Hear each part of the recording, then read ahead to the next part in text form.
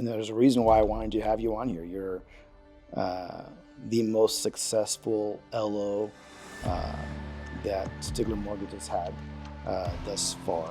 One of my first LOs that I've trained from scratch. And it was hard. I was contemplating, like, is this like for me? Like, do I want to deal with it? Although technically you weren't doing real estate, you were recruiting people. Correct. Which you actually did really well on, because I met you, right? And one of the things that I noticed, I think you had already had a team of like 50 people already. So I've always had like a fascination of like houses and real estate, design, architecture. I've always been very into that. Like, I remember like passing by like open houses, and I would want to go see the open house just because I wanted to know what like a certain property looked like on the inside. In the next 60 seconds, teach them how to be a top producer like you for the last 6 years. Well, first things first is going to be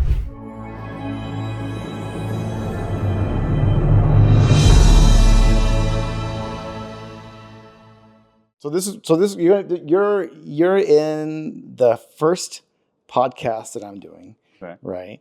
And I appreciate it. Thank you so much for being my first guest. And there's a reason why I wanted to have you on here. You're the most successful LO that Stigler Mortgage has had thus far. One of my first LOs that I've trained from scratch. I believe so, yes?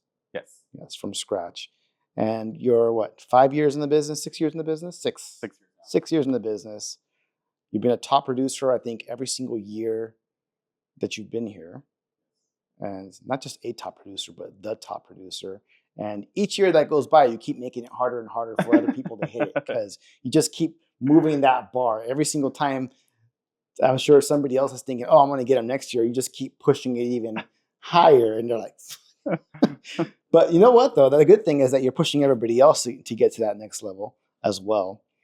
But I guess the purpose of the podcast, what I'm trying to do really is to help other people who are aspiring to have that success, because this business is really hard. Yeah. And there's no school you can go to that really teaches you how to be successful.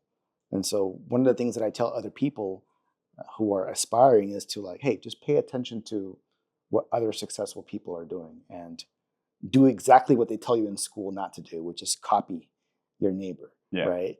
In real life, you want to copy your neighbor if they're doing really well, right? And that works out really well in this business. So I think that's a big part of it, that if we can share some of the mindset, I think is the important part of what it took to get to where you're at right now. And it's also that same mindset that's going to carry you in 5-10 years from now, because you've just barely begun, I think. Even though you're at where you're at, I think it's just the beginning of where you're going to end up being. I mean, 5 years from now, 10 years from now, you're going to be on the magazine somewhere. Right? I think you've actually been on a couple of magazines already, if I'm not mistaken. You've been on TV, I know that much. But definitely, I see you as a national brand, 5-10 years from now. So that's where it's going to go. But today, I really want to talk about some of the things that helped you become successful, basically, right? Well, let's talk a little bit about, what are some of the things that maybe you experienced in childhood, in your family or anything like that you think that might have pushed you or inspired you to be doing what you're doing right now? I mean, my childhood, I don't really remember it too much. It's funny that we were talking about this, because yesterday, actually, I was driving to Hollywood, and we passed a specific street in LA, and I remember telling my friend who was in the car, I told them, I remember that my parents used to live in the garage and had my sister, and they had me, and we used to live in this garage, like right when I was born. I mean, I don't remember because I was like a month old, but I would say it's just having like the mentality that my parents always kind of like put in me, because they always said like, do better, do more. So I kind of always just grew up with that. But I feel like I still have like a little bit of a different switch, because my parents and my sister are like very corporate still. And I'm kind of like, okay, well, I don't want to do that. I want to be more. Got it. And I think that just came with failure, because I hate being a failure. Like, um, so like just knowing that if someone tells me like you didn't do a good job or it's not going as planned, that's kind of like what drives me to want to like do better and prove them wrong. And that's always just kind of been my mentality. Just wanting to prove people wrong. Just wanting to prove people wrong. Gotcha. I can relate to something that you said too, because I felt the same thing, when I quit my last job too. I was like, after going 4 years in college and getting good grades and all this stuff, I'm like, I felt that I was meant for something more than just sitting in a cubicle every day, Yeah. 9 to 5. And I don't know Yeah. about you, but I've walked out on every single job I've ever had Yeah. after college. Yeah, I mean, I was the same way. Like I didn't care. Like I was the type of person where like if I maybe I got another job because it was better, I didn't quit and give a 2 week notice. I just never showed up again, and I never did anything. What were some of the last jobs that you've had right before you got into this? So my only jobs that I've had were I worked at Pizza Hut. I was a cook. Pizza Hut. I was a cook at Pizza Hut, and my second job was I worked at Olive Garden. I was a server there. And then I worked at California Pizza Kitchen for like 2 months. You like pizza. You like Italian, apparently. I do like Italian. I worked there, and then from there I was a substitute in Fontana High School for like 2 months. And then I just quit. And I went broke for like 2 years. Literally broke. I can relate. And then just having like, I think that whole 2 year period of like no income and already kind of being in the business but like not making money with it yet, I think it just made me want it like that much more. And then also the right place to be in, because I was in the business for 2 years somewhere else not making money. So maybe, I don't know if I was in the wrong spot as well. But I mean, I did learn quite a bit of stuff there, because they taught me how to recruit. That's the only reason why I recruited, because they said that real estate was a business of recruiting. I didn't learn how to do real estate, but I learned how to recruit there. Got it. So, but then I wasn't making money because I wasn't selling and they weren't selling. I just knew how to get people to want to work with me. I think that's a subject of another podcast right there. I know exactly what you're talking about. Well, what drew you to the business in particular? So I've always had like a fascination of like houses and real estate, design, architecture. I've always been very into that. Like I remember like passing by like open houses, and I would want to go see the open house just because I wanted to know what like a certain property looked like on the inside. I didn't care about like the numbers of it. I just was more intrigued with the design of it, which is why I went to school for interior design. Oh. That was my original plan. The original plan was to do real estate part-time and interior design full-time. But then that transitioned with time and became a loan officer. Got it. I do remember meeting you around that time. Yeah. To share, so I think if I'm not mistaken, you remember something different. I remember that I met you when I was cross-qualifying one of your clients, right? Who was trying to, and you guys made an offer on one of my agents' properties or Correct. listings, basically. And, unfortunately, I had to tell you that whoever you were working with didn't know what they were doing. And next thing you know, I'm your new LO for your client. Correct. Get your client qualified, and you guys get into escrow on that. And I think that's what I remember. Correct. So we had met like that, just kind of like virtually through the phone. Yeah. But then we like officially met like at a what do they call it? Like where they get candy on Halloween. It was at a school. You had a booth and you were passing out candy to the kids, and while you were doing that, a trunk or treat. You were passing out flyers to the parents. Yeah. So the kids got candy, the parents got flyers on real estate. That's where we officially met. Correct. Yeah. In person. Yeah, I remember. I went to go hunt you down. Hey, I'm a scary judge of talent. I noticed something when we worked that first transaction, basically. So, yeah. And I had just at that moment too just started on my own with my own real estate brokerage. Uh-huh. So I was definitely on the lookout for talent, and you just happened to pop by, and it worked out. It was awesome. So you started off in real estate, different company. Although technically you weren't doing real estate, you were recruiting people. Correct. Which you actually did really well on, because I met you, right? And one of the things that I noticed, I think you had already had a team of like 50 people already, or something like that, right? And so I was already looking at it like, if I can train all of these guys, because I was also doing loans, like maybe if I can train all of them, into doing real estate, I could earn some of their loan business. And I was even thinking, okay, maybe I can bring them on board too, if I can get you on board. Yeah. I think that's what I was going through. So I was already leading with, at least I was leading with training basically in that regard. But you were doing real estate at first. How did you start thinking about loans, or what got you thinking about the mortgage business? I actually don't even remember. I just remember that like one day I was just like, I'm gonna get my loan license. And I just and that was it. Because I remember like you told me in the beginning, and then I was like, no, I don't want to do loans. I don't like numbers. Yeah, that's right. You didn't seem like you were really interested in that first. I didn't care for it. Yeah, I didn't care for it. I think it was just like one day that it probably just clicked. And I don't remember how I even did it. I just remember saying I was gonna do it, and then I just like disappeared for like 2 weeks, and then I came back and I was like, I passed my NMLS, and everybody was like, "What?" And we went to Disneyland. Were you in that first group? I remember when I was first getting started, and you were in that. I don't know if you were in that first group where everybody went out to go take their NMLS test that morning, and it was in Rancho, and it was like 10 of them, and I don't know if you were there, but everybody failed that day or something like that. So I was in that first group, but I took my test in Brea.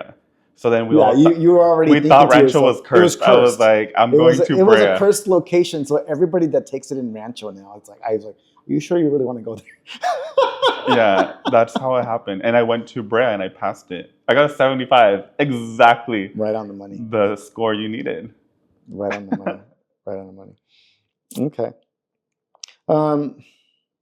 Well, I remember, at least in the beginning, that what stood out to me, because you can probably say a little bit about it, but my style of training, because I went to a military college, is a little bit more in your face, I think. And I think that I do it on purpose. I do it to stress people out in the class or in the training.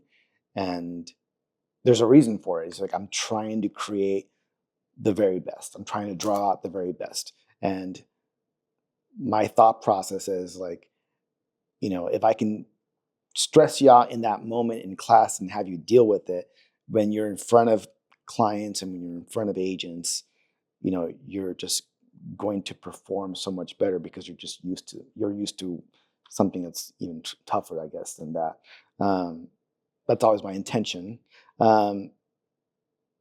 I remember that you pretty much came to every single training. Yeah. You were there every single time.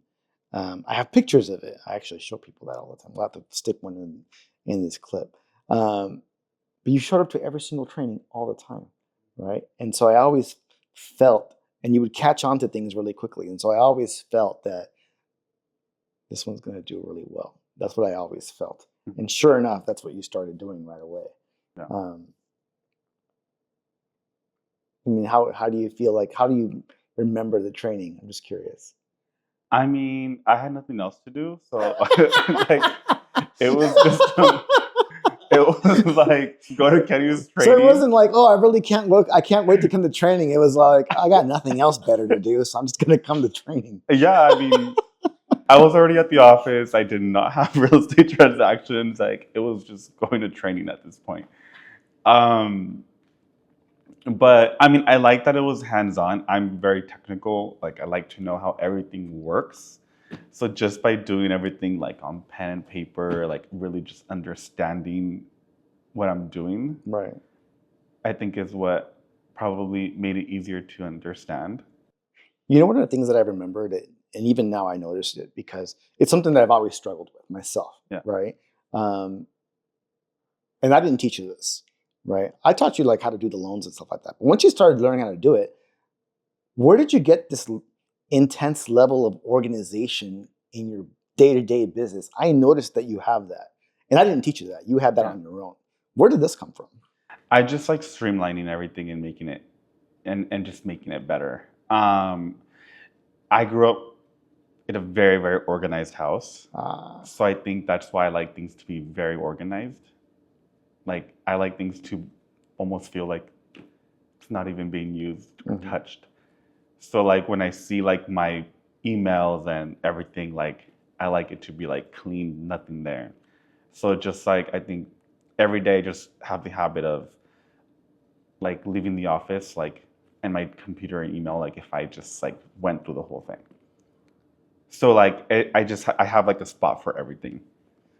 I think like on my downtime, that's like when I focus like how I can improve my organization. And then when I'm busy, it's just like, okay, just putting everything where it goes. I would say that that's pretty much the mindset of this business. You get to have a certain level of like,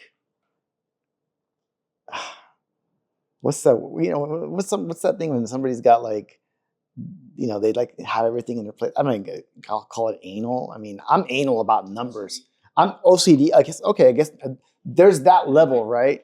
Because I'm that way about like when I put a file together, it's got to be like perfect and every single number is lined up and everything is entered, right? Yeah. So there's that component, and I think you have that on the organizational part of it. Yeah, I have OCD major. That's how you know. I should have a test for OCD, because if I have that in there when I'm recruiting people, I'm going to know like which one of these guys has got most OCD in this thing, and you guys are going to do really well, honestly, right? Yeah, even like naming my files, like naming the document has to be like a certain way, like capital letter, comma, or like it's like has to be. Because I'm like, if it's easy for me to read, it'll be easier for everybody else. I'm the same way. Yeah. When you look at, you can tell I did a file because everything is perfect, everything is labeled. Like, even like I can't stand when something's not capitalized. I'll have to go back and fix it. Like it's just the little things, just you know. Or when they scan all documents in one PDF. That's stressful. Or if it's sideways like this, I'm like, can't you just scan it the right side up? Ugh. All these little things. People laugh, I think, but I tell them all the time, it's like, you have to learn how to get OCD if you're not OCD to be really good at this business, I believe. Like you got to have that component, or either if you don't already have it, like you need to get it. That attention to detail, I think is one of the things that I picked up in school. Attention to detail, attention to detail. All the stupid little mistakes happen just from missing not paying attention to the little details. Exactly. Can you teach that? It's one of my mantras in class, is attention to detail. And I'll even ask questions, or I'll create when we're doing the trainings and we're doing math problems and stuff, I'll create the problem in a certain way that I know is going to be tricky, that's meant to trip them up. And then I'm going to go back and be like, see, attention to detail, right? It's designed that way. So how when you started learning the loan business, did you feel like it was something that you were going to catch on really quickly? Was it hard? It was hard. I mean, I remember the first file that I did. It was a 4-borrower file. Jesus Christ. 2 is hard enough already. Then 3 is like crazy. He's throwing 4 at it. I'm like, and Jesus. It was like October, November, we were just opening. And like they didn't really know how to like scan documents in or anything. So like nobody wanted to close the transaction as much as I did. So like I had to like go to their house, sit down with them, answer all their questions, and I had no idea what I was answering. But like that was a hard file. And Kenny would tell me, if you don't close this, you're gonna ruin everybody's Christmas. No pressure. I do it all the time, but it's true when you're in this business, right? And why I put so much pressures on the LOs is because if you mess up, right? It's like, yeah, besides the fact that you're gonna break somebody's dream, right? And they might end up deciding to go rent instead, but nobody's getting paid, right? Yeah. Nobody's getting paid. Like your agent, your buyer's agent's not getting paid, this listing agent's not getting paid, seller's not getting their money. escrow officer's not getting paid. And then afterwards, everybody's looking at you. Yeah. Right? Like, what the fuck? Yeah. Yeah. That's the reason why I create the stress, right? Just to deal with that. And it was hard. I was contemplating, like, is this like for me? Like, do I want to deal with it? But like after dealing with that one, like then all the other ones just kind of seemed easier because it was like maybe one borrower or like two, and it was a cookie cutter one. So I think just starting with like the hard one was already like a good start. And also the rates at that time, they were like in the 6s, 7s. So I didn't start off with like COVID rates. So like I was just used to that, and everything just kind of got easier from there. And that client doesn't even know he was my first client. It's funny because we still talk on Facebook. He has me on Facebook. And he sends me a lot of business still. I should tell him one day, you're my first client. I'm like, Alex Delgado, you're my first client. Very nice. So in the transaction, and I noticed that this is something that happens on both sides of the business, on the real estate side of the business, on the mortgage side of the business. People who are not happy always complain about there was no communication, right? That's like the main complaint. When something's going sideways, they're always complaining about, more than the situation, the lack of communication, because everybody likes to go silent when things aren't going good, right? How do you deal with that in your business? Because I've always noticed that your communication level is extremely high with all your clients and your agents. Yeah, so if something is going sideways, I just usually let the agent know first, the one I'm working with. Then if it's something that we can avoid telling the client, then we just won't tell the client because we don't want to stress them out. But I haven't honestly really had the scenario where something is going wrong because of me. Because I've always because he's perfect. I've always been a perfectionist. So if something is going wrong in the transaction, it's not my fault. Somebody else's fault. But yeah, I think it's just like the communication part of it, like with everybody. Like I have bad files. I had a bad file the other day where I had to lose my whole commission. My first one, my only file in the last 6 years I've had to like cut my commission. Not because of me. To try to save it, basically, to for save somebody it, else. save it for somebody else that wasn't able to close it.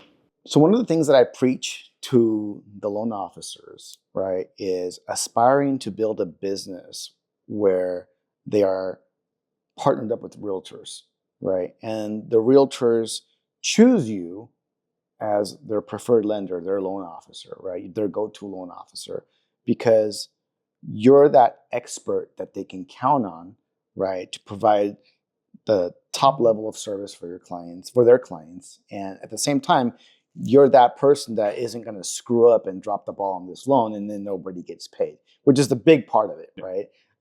Because that is, I believe that is the biggest issue in the business right now, is that your average LO, screws up 3 out of every 10 deals that they do, right? Which is the reason why they struggle in this business and nobody brings them any clients, right? Realtors aren't lining up to bring them clients.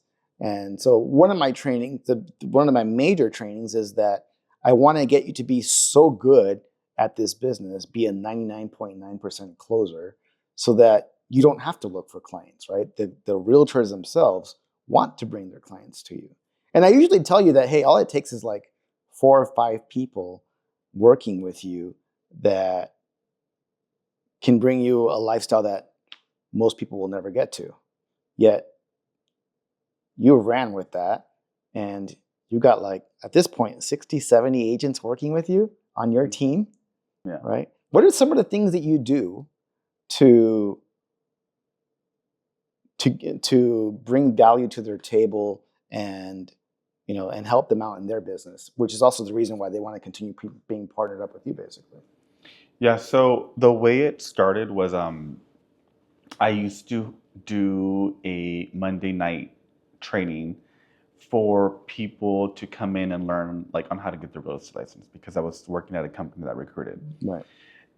Eventually, probably like after a year of doing that, it turned more into now a real estate training, because then we had like a group of like 20 to 30 people that actually had a license.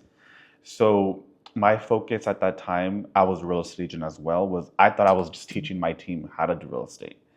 And then eventually when I got my NMLS license to do loans, it kind of transitioned more into like, okay, how can we make you a really good real estate agent? So when we work together as your loan officer and real estate team, how we can make each other's job easier. And then it's just after like 3 to 4 years of doing that prior, it's kind of like what helped me kick off my loan officer career later, because I had already built trust with these people for Right. 4 years. So when I got my license, like they didn't see me as a new loan officer. Right. They just always saw me as like the person giving the class, and here is my client now. You can Right. qualify that. Right. Well, it seems like what you've done is, I mean, you've taught them how to go out there and earn a living in this business. You've taught them how to go out there and be successful in this business, right? You've made them good at that so that naturally, every single time they find a client that wants to buy a house, you're the first person they think of, Correct. which is a good thing. Yeah. Yeah. I mean, it's that's the whole point. You know, even if they don't join my training that Right. Monday, they for sure got an email from me or someone on my team that is just another reminder that, hey, we're still here every Monday. We're still going to answer your question every Monday. And how long have you been doing this every Monday training? I've been licensed now for 8 years in real estate, so a total of 8 years now. 8 years. Yeah. And it's every Monday, unless it's some kind of holiday or Correct. somebody, or you're like sick or something, basically, right? Correct. Yeah, because I don't think that you've ever like flaked out on that. That's something that you just do religiously, like it's Sunday church, basically. Yeah. Yeah, it's like my job, you know. If I'm inconsistent, it's like we're gonna be consistent. That's, one of the mantras that I tell people too when I'm recruiting them is like that this business is simple. It's just a matter of doing simple things consistently. And like this is just another example of it. It's like at this point he probably has his trainings already memorized. I And do. you do, right? Okay. And it's just a matter of like just do the same thing every week, right? It's amazing what happens in this business when you do simple things consistently. It's an example of it. Let's talk about your lifestyle. Let's talk about what this business and your success in this business has allowed you to do, right? Some of the things that maybe you didn't even think you were gonna do, and now it's just a normal part of your everyday life. You want to talk about some of those things? Like what? Okay, fine. Like what? Okay, you live in downtown Los Angeles in a high rise. Yes. Although you own a $2 million house that you don't even live in because you prefer to live in downtown. I mean, tell us about Kevin. Tell us about Kevin's life. I live a very adventurous life. I just like to live a lifestyle where like I'm just like pushing like my own buttons. Like I don't have any kids or anything like that, so it's like the only person that's like challenging me is like myself. That's awesome. So I just like to go for it and figure it out. And I think that's like what drives me and pushes me. Because did I ever think I was gonna have a $12,000 mortgage payment? No. And I know I have to work my ass off every month. And that's just one of them, I think, because you got like 3 other houses. To make sure I make those mortgage payments. But just doing it, just like just knowing that you have to just get up to do it. I like to enjoy my nights and go have dinners and hang out with people that I care about and all that stuff. So I think it's just became like a lifestyle where I think I've blended in my work with my personal life very well, that even if I'm out and people think I'm just out, it's kind of still work for me in a way. Yeah. It's just very blended. Tell us a little bit about, how you balance, your life basically. Because there are always 3 things that I think that people struggle with, balancing in life, right? You have your work part of it, right? Then there's the family part of it, and then there's the health part of it, right? definitely you don't have the problem with the work. You got that nailed down. You have your health. You look amazing. You work out every day. I see that, right? Family part. I don't know. Single, not single. I don't know. Single. Single. Okay. So that makes it easier. I'm married with 1 kid. So like I'm always struggling trying to balance all 3 of those. And at least for me, work part, I'm a workaholic. So I got that down, right? And when I'm not working, I'm with my wife and my kid, right? And then the part that I'm struggling with right now is, I need to be in the gym more often, right? Because I remember when I was single, it's like, oh, that part was easy. It was just work and work out, right? And that was it. But tell us a little bit about your typical day, on a work day, let's say. So on a work day, I usually like to be up by like 6. Normally, if it's a normal day, I like to go to the gym in the morning, which is one of the reasons why I like living in downtown, because everything's walking distance. And I just go up and down the elevator, the gym's downstairs, work out for like about an hour and a half and eat breakfast and all that stuff. And I like to be like at my desk, ideally by like 9, latest 9:30. And from 9 Every day. From 9:30 to 5, like I have to be at the office during those hours, unless I have to be like at some event or some training or something. When you get there at 9:30, do you already know specifically what you're going to be doing that first hour, that second hour, that third hour? Yeah, I already have like a checklist from like my email has like a little checklist thing on the side, and every day like that list is just changing, and like so it's not a list that you made the day before. It's just you just keep adding to that list, so it's so and then I move it around. So like there's stuff on there that I move around. That way, like when I get there the next day, it's like already like whatever's on top is because that needs to get done first. Got it. So it's like an ongoing checklist. And then I have like my regular like daily to-dos, which usually those I handle towards like the end of the day, because it's not really like a big time thing like where I need to get done right away in the morning. And then towards like after 5, that's usually when I do like maybe like private consultations, like via Zoom or in person, meet a client. And then on weekends, same thing, just like consultations that I have with people. And then Sundays, I try to take Sundays off, but there's always like text messages coming in, and I'll just answer throughout the day, and then just start all over Monday. But I have to be like at the office a minimum of like 40 hours a week. 40 hours a week minimum. Yeah, I can't work. Like I cannot work from home. I will do everything else but work. So and I can't concentrate. Like I like to be around people. Mm-hmm. And like hearing everybody else work and all that stuff. Got it. Which is why I go to Rancho sometimes, So there's work. Where's the fun fit in? So the fun fits in after 6 o'clock. After 6 o'clock. Usually that's like when I do like dinners, and that for the most part it's like dinner. Sometimes I feel like your dinners are working too, though. They are, yeah.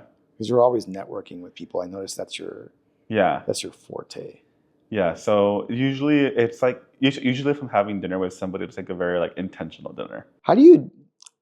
This leads me to another question. Like I noticed that one of the things that you do really, really well, right? And this isn't something that I've done. This is something that I don't even do it that well. And I don't think in my career I did it differently. You have just a knack, or you're magnetic. At least when I see you out there, and you're always making new connections. How can you help somebody that's more like introverted like myself do a little bit better at that, you think? I think it would be just like what really helped me was like hosting networking events. Because I was a little bit quiet, I was a little bit introverted, and especially like growing up, I was very shy. You? Yeah. Liar. No, I'm serious. I was very shy. But I think what really helped was when I threw like my first mixer, and everybody like came, and it was just like one of those things where it's like, well, everybody's here to see me, so why am I going to be shy to talk to them? Right. And then just with time, it just got better and better, and with practice, and that's just like what's helped. And then like doing like classes for offices and stuff like that. Just remembering that like they're there to see you, like they're there to hear what you have to say, and at the end of the day, like even like I'm the one that knows the information, so like I just not to be afraid Right. and just be yourself. I'm myself. If I don't know the answer, I'm just gonna be like, I don't know. I'll get it for you. Let's delve into a little bit about your mindset in this business, especially in the beginning when you first got started. You mentioned earlier that those first couple of years were tough. Said you were broke, right? How come you didn't quit? I think it was just because it just goes back to like the whole failure part where it's like if because everybody was like, oh, get a regular job, go get a salary. Because I had already graduated. I went to school. I got my bachelor's, and I was just like, no, I don't want to do that. Yeah, I don't know if you know this. This is a stat that I picked up not too long ago, and I heard that it's usually about 90% of people that get started in this business within the first 6 to 8 months they'll drop out. Yeah. Right. I was there. I remember when I was in that position. I remember when I quit my first job, I had already figured out that I had about 6 months left, 6 months of money in my 401k account. Yeah. So I quit my job and I cashed that thing out and I went and got my real estate license. And sure enough, 8 months later, I already hadn't made any money yet. Yeah. And I already burned through all that. And I remember there were tons of times that I wanted to quit. Yeah. Especially, I would have good months and bad months, and then a string of bad months, and next thing you know, I'm getting evicted. So I've been through that. I think it was the pressure too, because I mean, I wasn't making money, but like nobody knew I wasn't making money. So then, not only did I have like, my leads and friends and family thinking I'm like living this great real estate life because I'm doing an open house every weekend. Everybody thought I was selling houses. But then on top of that, like all these people that I had recruited, like it was not just me at this point. Like if I quit, it was like that whole thing like disassembled. That's true. Because it was a mixture of like my friends, people that I had just met, people that quit their jobs because they believed that I did it. Right. So they quit because they wanted to like. So they helped you stay in it too. I guess they did. They helped you stay in it too, because if you quit, they were probably going to end up quitting too. You were keeping them in there. Yeah. Where do you think you got that mindset though? You didn't read it in the book. You had that already. I hate and I'm always telling all these guys, I'm telling everybody in my office all the time, like, hey, you got to read those books. But I only have two books that I recommend to them, by the way, right? It was one's called Ninja Selling, right? And then the other one's the Little Red Book of Sales, if I'm not mistaken, Jeffrey Gitomer. So it's not like it's 100 books to read. It's 2 books that you should read 100 times. But I don't know if you've read those. Hopefully you read no, he hasn't. So even if you don't read, apparently that's what we're sharing with everybody. Even if you don't read, Kevin, you can still be successful in this business if you can do simple things consistently. Read the books. I mean, I read guidelines. Okay, guidelines. Okay, good. I'll read how to do the loan, but I don't know. I just like to do, And for me, reading is like I fall asleep. Yeah, if I was to like the things that stand out, positive attitude, dude. You always have. I can never tell if you're having a bad day. Oh yeah, I'm always happy. I'm sure you have bad days, but I could never tell. Yeah. Right. Whereas, I know other people when they're having a bad day, you could say it on their face. Everybody knows it. Everybody around them knows it. And I think that's another part that's really important to have in this business, because it's easy to have a good attitude when everything's going right. Yeah.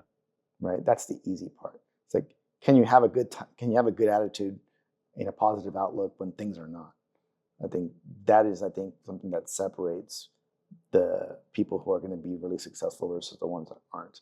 So how do you bring that into your business? How do you set yourself to bring that type of mindset to your business every day, even when things are not going the right way? I just like being always in an environment where it's like almost like perfect, where like nothing's going wrong, even though like everything is going wrong, like everything. But like nobody knows. And I've always been very good at keeping everything calm, just calm and happy, and like just letting everybody know that everything's gonna be okay. That's what it always seems like. That's just always been like my attitude all the time. As far as I can remember, And I don't even know where I get it from because my sister, she's mad all the time. she's gonna love this. Oh my gosh. I was my next question. Like, where do you think that comes from? Because I don't think I don't know. My wife tells me I'm like, at least in business, and she's seen me. We've gone through some stressful situations, you know, in this business, since we gotten started. There's highs and lows and stuff like that. And at least with work, my wife always tells me, I don't know how you do it. Yeah. Right. It's like there could be a fire going on in the background, and I don't know. I just roll with it. Right. That's just something that I do really well, at least when it comes to business. That kind of stuff doesn't stress me out. Maybe other things do, but this part of me, I don't know where that comes from, but that's what I was trying to see what you came up with.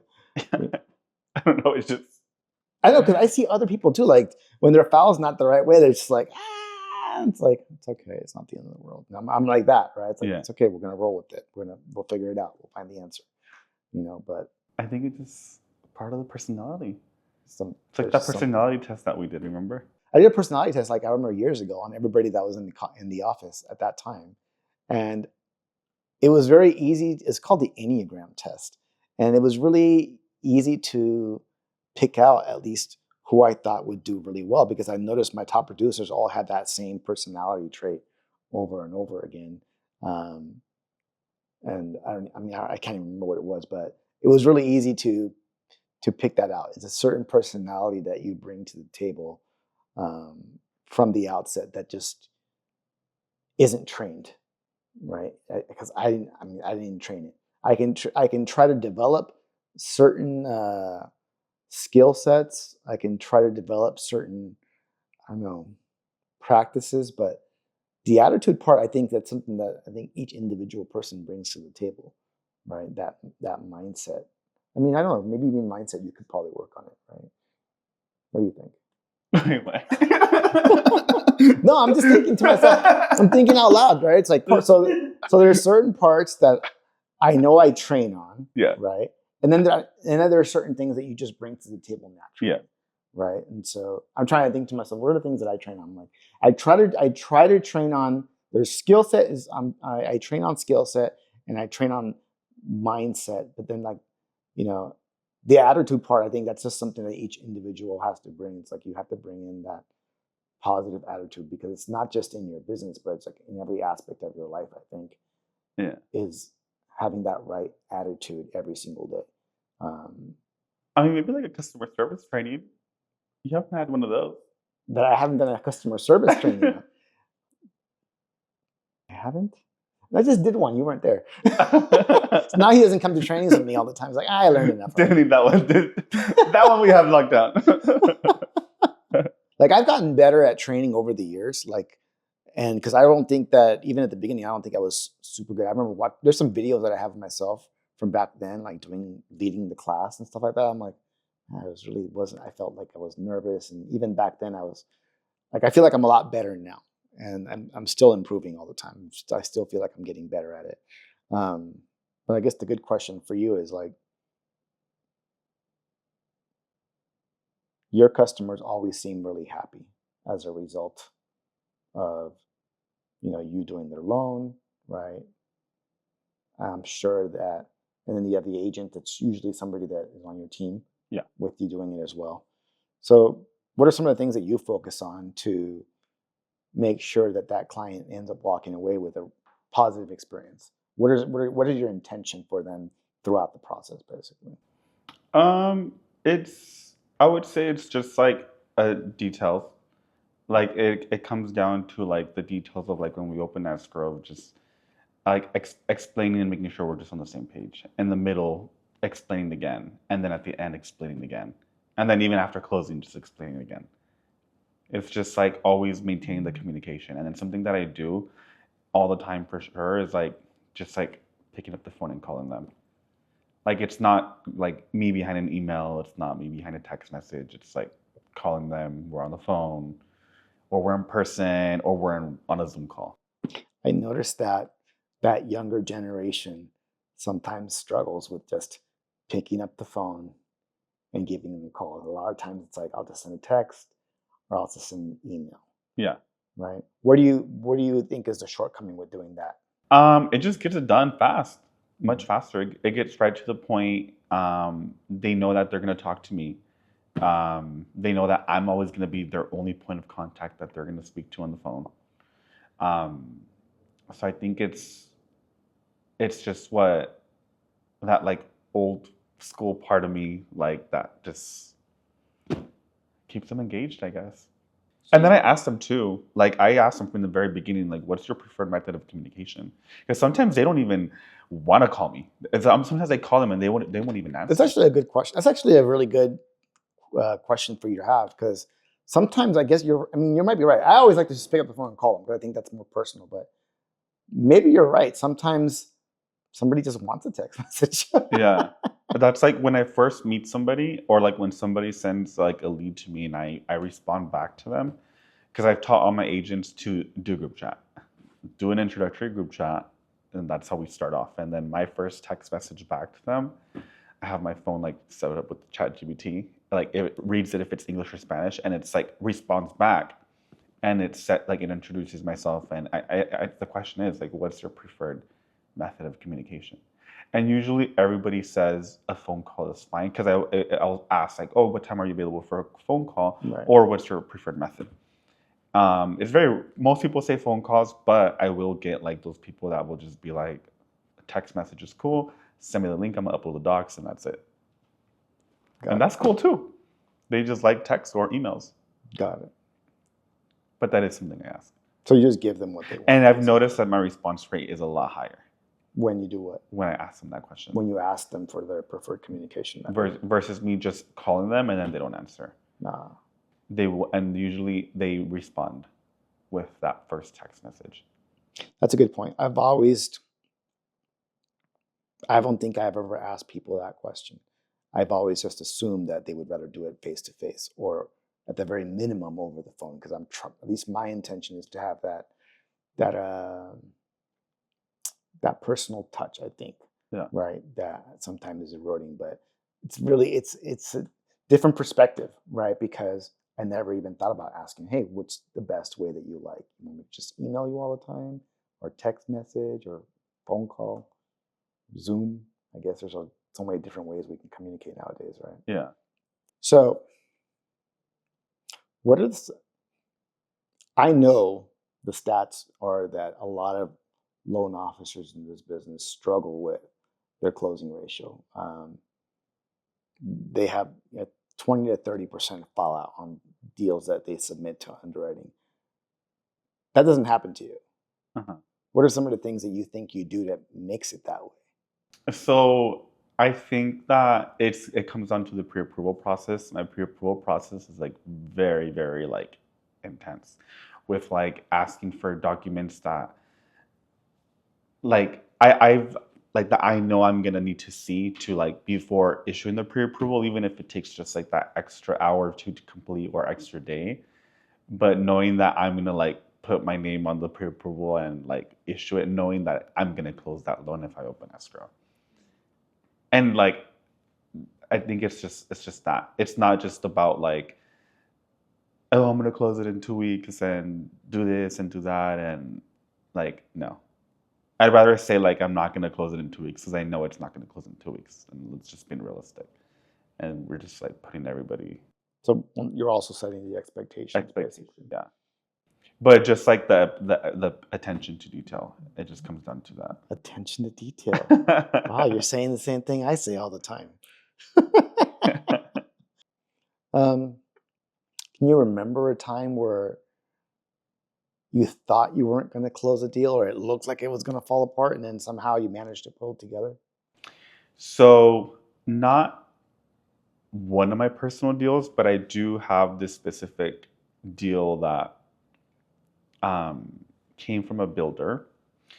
The builder was in escrow with the client, with their preferred loan officer. So what ended up happening was the client was self-employed. They had personal business tax returns, and their loan officer at Chase told them that they had to file their taxes a certain way. Turns out not enough income was reported on there, and like it just wasn't gonna work out. And then the only way that they can make the deal happen was if like they paid off like 4 cars that he had and like all this like extra stuff. And then so the Chase couldn't do it, then the client ended up moving with the builder's choice. I don't know why they couldn't figure it out either. But then luckily the builder called me because when I had bought my first house, he was the real estate agent at the office and he knew I did loans. So he called me because I post everything on Facebook, and I don't know why I add everybody on Facebook, but he would see me on Facebook. And he You called. use Facebook? Yeah. I forgot about Facebook.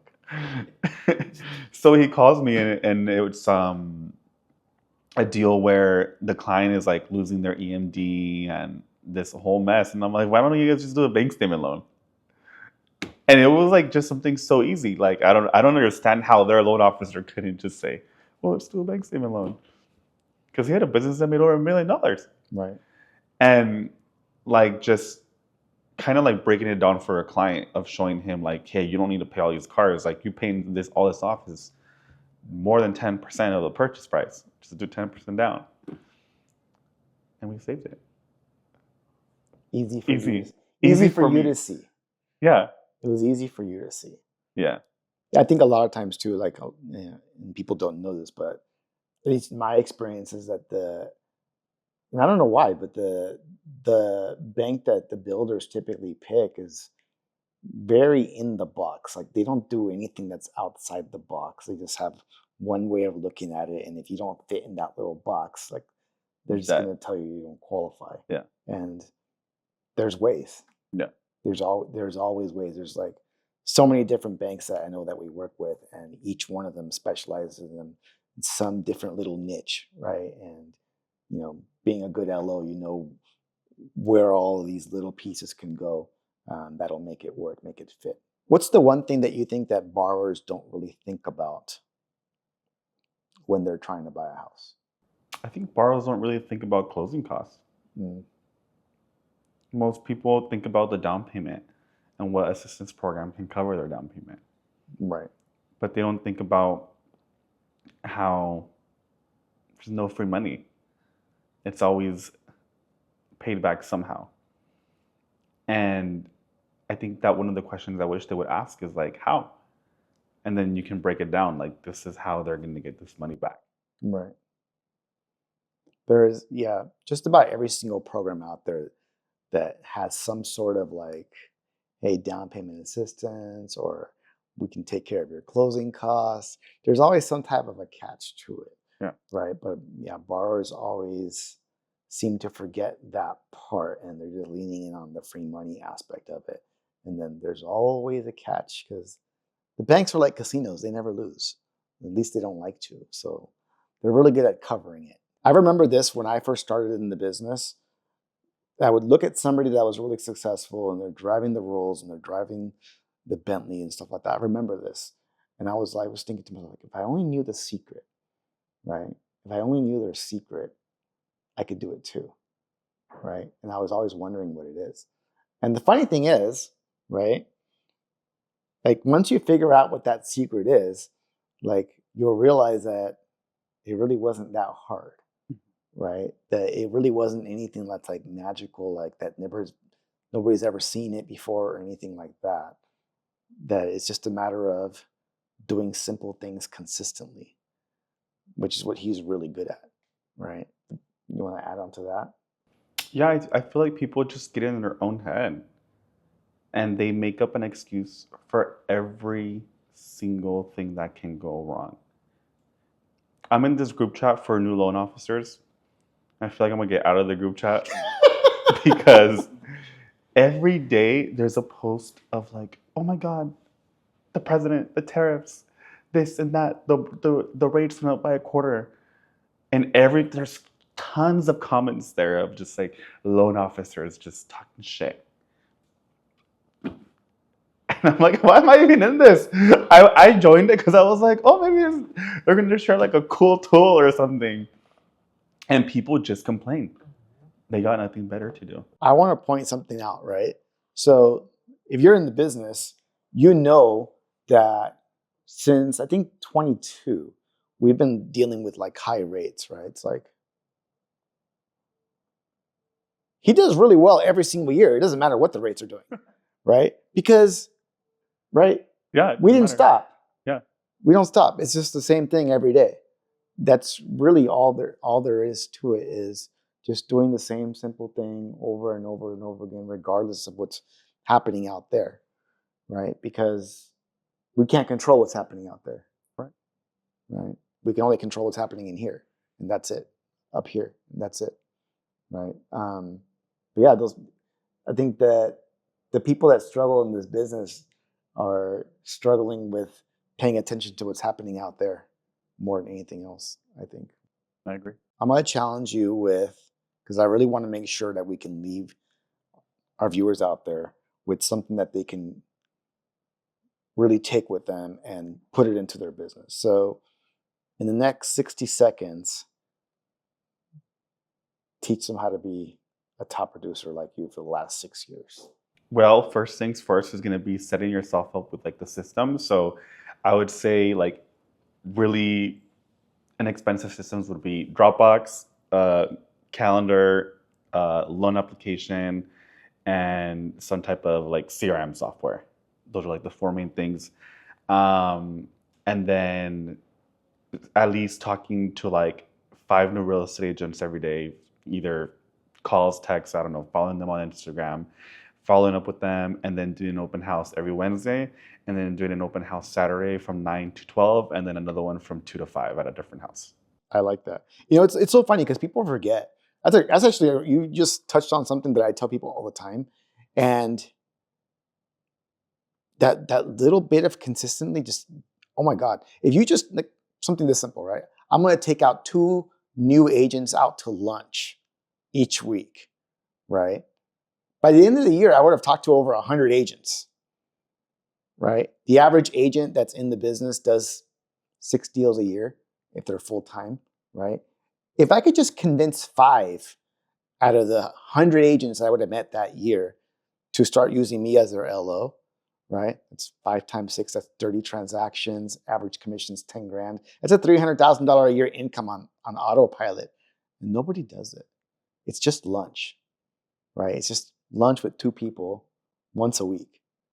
And it's amazing where that takes you, right? And he's like, I'm doing 5 every day. That's what he's doing, right? I'm doing 5 every day. And he does it consistently. And if you do the math on that, like 5 every day, there's 20 working days in a month, right? You're talking to 100 agents a month. By the end of the year, you would have talked to 1,200 of them. It's amazing. Amazing where consistency takes you. So it's a really good point. Kevin, I mean, thank you so much for taking time out of your very, very busy day today, especially on a Monday. So thank you so much for coming down here and sharing, you know, the things that helped you become successful, some of the good practices that you have. And hopefully, you know, people can take that and apply it to their business and, you know, can give you a run for your money maybe one day. That'd be nice. So let's make it happen, guys. Thank you guys so much for joining us on this episode of The Stigler Show. And look forward to seeing you guys in the next one. Talk to you guys later. Take care.